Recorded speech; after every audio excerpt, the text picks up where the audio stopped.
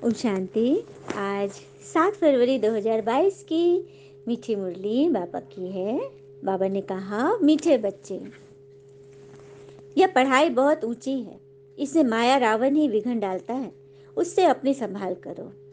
यह बहुत ही ऊंची पढ़ाई, क्योंकि ऊंचे ते ऊंचे स्वयं भगवान हमें पढ़ा रहे हैं, जिसे माया रावण बहुत विघन डालता है, तो उसे अपनी संभाल करनी है। कैसे माया रावण विघन डालता है और उसके क्या परिणाम होते हैं, जैसे हमारे स्वभाव संस्कार बन जाते हैं। एक बार की बात है, एक जिज्ञासु व्यक्ति ने संत से पूछा, महाराज, रंग रूप बनावट प्रकृति में सब एक जैसे होते हैं, किंतु कुछ लोग अत्यधिक उन्नति करते हैं, जबकि कुछ लोग पतन के गर्त में डूब जाते हैं। तो संत ने उत्तर दिया, तुम कल सुबह मुझे तालाब के किनारे मिलना, तब मैं तुम्हें इस प्रश्न का उत्तर दूंगा। अगले दिन वह व्यक्ति सुबह तालाब के किनारे पहुंचा। उसने देखा कि संत दोनों हाथ में एक एक कमंडल लिए खड़े हैं। जब उसने ध्यान से देखा तो पाया कि एक कमंडल तो सही है, लेकिन दूसरे के पेंदी में एक छेद है। उसके सामने ही संत ने दोनों कमंडल तालाब के जल में फेंक दिए। सही वाला कमंडल तो तालाब में तैरता रहा, लेकिन छेद वाला कमंडल थोड़ी देर तैरा, लेकिन जैसे जैसे उसके छेद में पानी अंदर समाता गया, वह पूरी तरह से डूब गया। तो संत ने जिज्ञासु व्यक्ति से कहा, जिस प्रकार दोनों कमंडल रंग रूप और प्रकृति में एक समान थे, किंतु दूसरे कमंडल में एक छेद था, जिसके कारण वह डूब गया, उसी प्रकार मनुष्य का चरित्र ही इस संसार सागर में उसे तैराता है। जिसके चरित्र में छेद, दोष होता है, विकार होते हैं जिसके अंदर, वह पतन के गर्त में चला जाता है। लेकिन एक सच्चरित व्यक्ति इस संसार में उन्नति करता है। तो देखा, उसे उसके प्रश्न का उत्तर मिल गया ना। तो जीवन में चरित्र का बड़ा सर्वाधिक महत्व है, इसीलिए हमें चरित्रवान बनना चाहिए। यही बनाने के लिए तो भगवान इतनी ऊंची ऊंची पढ़ाई हमें सिखा रहे हैं। अब माया जो रावण हमारे विघन डालती है, हमारे चरित्र में छेद कर देती है, हमें काम क्रोध लोभ मोह अहंकार ईर्ष्या आलस राग द्वेष से भर देती है। तो फिर हम संसार सागर में डूबने लगते हैं और चिल्लाते हैं, रोते हैं, ईश्वर को दोष देते हैं। प्रश्न, तुम्हारी सर्विस वृद्धि को कब प्राप्त होगी? उत्तर, जब तुम सर्विस करने वाले बच्चे पक्के नष्ट मोहा योग युक्त बनेंगे, तब तुम्हारी सर्विस वृद्धि को पाएगी। तुम सबका उद्धार करने के निमित्त बन जाओगे।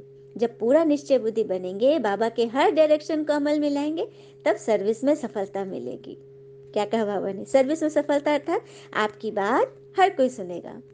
क्यों तब सुनेंगे? जब आप पूरे निश्चय बुद्धि बनेंगे। लेकिन यह भी कहते हैं, किसी को ज्ञान उतना ही दो जितना वो समझ सके, क्योंकि बाल्टी भरने के बाद नल न बंद करने से पानी व्यर्थ हो जाता है। तो दान भी पात्र को देख कर करना है। गीता आज की मुरली का, मैं एक नन्हा सा बच्चा हूँ। ओम शांति।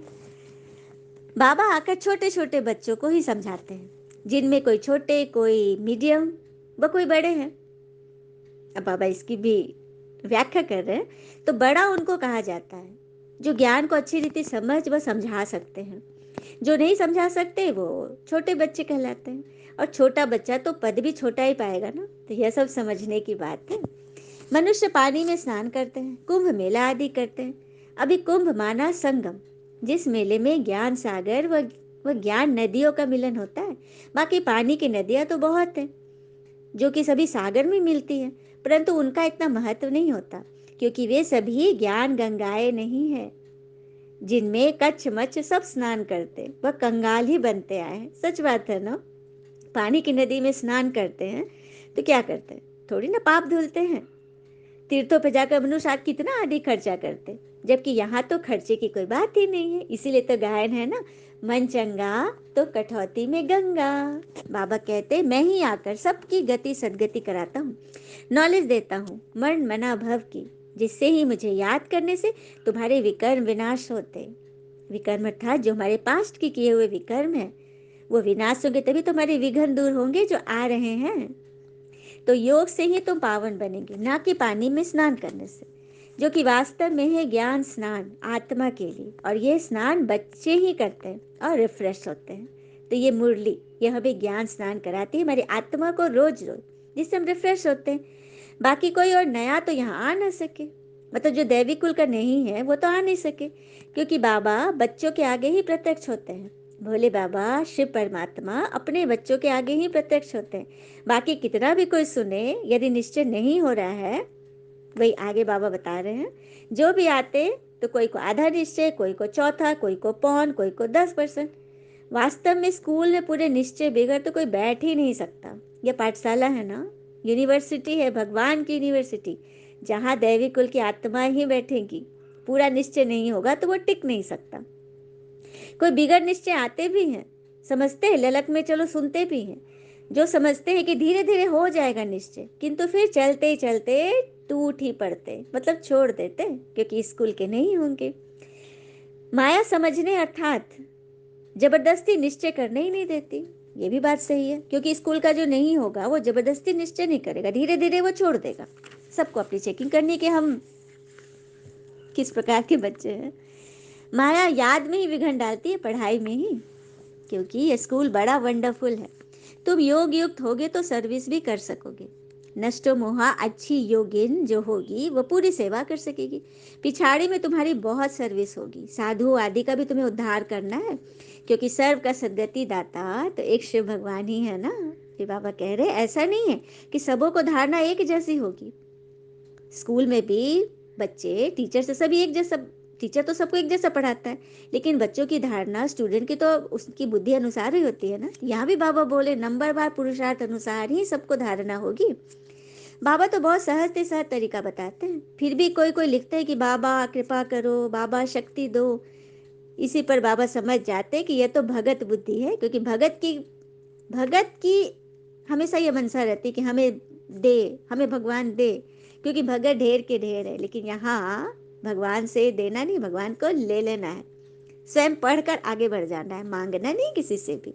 अब सूरज के आगे खड़े होंगे तो क्या हम उनसे कहेंगे कि हमें लाइट दो, शक्ति दो, एनर्जी दो? खड़े होना ही काफी है। उसी तरह परमात्मा का ज्ञान सुनना ही काफी है, अपने आप सब सहज हो जाएगा और इजी वे में हमें प्राप्ति होगी।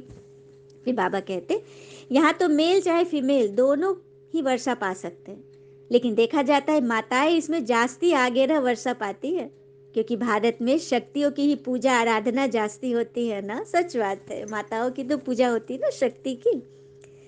अच्छा, बाबा को नमस्ते। धारणा के लिए मुख्य सार, पहली पॉइंट, ज्ञान धन में साहूकार बन, बाबा का नाम वाला करने की सेवा करनी है, पूरा निश्चय बुद्धि बनना है, किसी भी बात में संशय नहीं लाना है। ज्ञान धन में पूरा साहूकार बनना है, ज्ञान रत्नों से माला माल हो जाना है। दूसरी पॉइंट, पिता से पूरा वर्षा लेने के लिए मेरे मेरे में जो ममत्व है उसे छोड़ देना है, लौकिक वर्षे का नशा नहीं रखना है।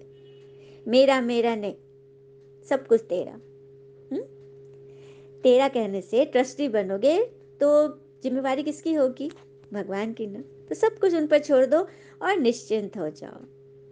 कहते भी है ना, जिंदगी की पाठशाला में अनुभव ऐसा सख्त शिक्षक है, जो परीक्षा पहले लेता है, सिखाता बाद में है।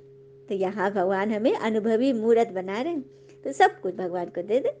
वरदान है, दुआओं के रॉकेट द्वारा तीव्र गति से उड़ने वाले विघ्न प्रूफ भव। दुआओं के रॉकेट द्वारा तीव्र गति से उड़ने वाले विघ्न प्रूफ भव कैसे बनेंगे? माता पिता और सर्व के संबंध में आते हुए दुआओं के खजाने से स्वयं को संपन्न करो, तो कभी भी पुरुषार्थ में मेहनत नहीं करनी पड़ेगी। एक समय डॉक्टर भी कहते हैं ना, दवा की नहीं दुआ की जरूरत है। तो दुआओं के खजानों से भरपूर होंगे तब तो। जैसे साइंस में सबसे तीव्र गति रॉकेट की होती है, ऐसे संगम युग पर सबसे तीव्र गति से आगे उड़ने का यंत्र है, अथवा उससे भी श्रेष्ठ रॉकेट है सबकी दुआएं। देखा, दुआएं बहुत तेजी से उड़ाती है, जिससे कोई भी विघ्न जरा भी स्पर्श नहीं करेगा। इससे विघ्न प्रूफ बन, युद्ध नहीं करोगे और सबके विघ्न दूर करोगे। देखा, विघ्न प्रूफ, विघ्न विनाशक बनने का उपाय बाबा ने क्या बोला? दुआएं जमा करो। आत्मा की दुआ।